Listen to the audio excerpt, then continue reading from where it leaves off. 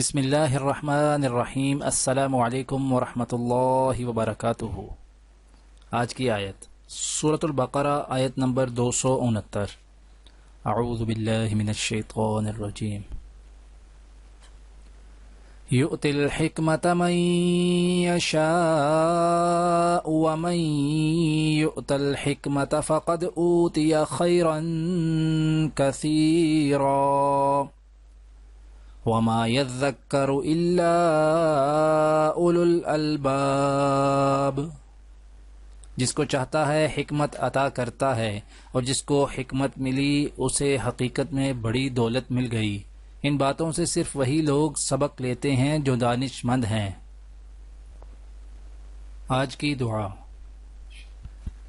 انت ولینا فاغفر لنا وارحمنا وانت خیر الغافرین واکتب لنا فی هذه الدنیا حسنة وفی الآخرة انا ہدنا الیک۔ ہمارے سرپرست تو آپ ہی ہیں، پس ہمیں معاف کر دیجئے اور ہم پر رحم فرمائیے۔ آپ سب سے بڑھ کر معاف فرمانے والے ہیں، اور ہمارے لیے اس دنیا کی بھلائی بھی لکھ دیجئے اور آخرت کی بھی۔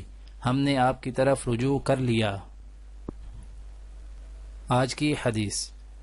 حضرت ابو برزہ رضی اللہ تعالی عنہ فرماتے ہیں کہ میں نے رسول اللہ صلی اللہ علیہ وآلہ وسلم کی خدمت میں عرض کیا، اے اللہ کے رسول، میں نہیں جانتا، شاید کہ آپ صلی اللہ علیہ وسلم اس دنیا فانی سے چلے جائیں اور میں آپ صلی اللہ علیہ وسلم کے بعد زندہ رہوں، تو آپ صلی اللہ علیہ وسلم مجھے آخرت کے لیے کوئی ایسا توشہ عطا فرما دیں جس کے ذریعے مجھے نفع حاصل ہو۔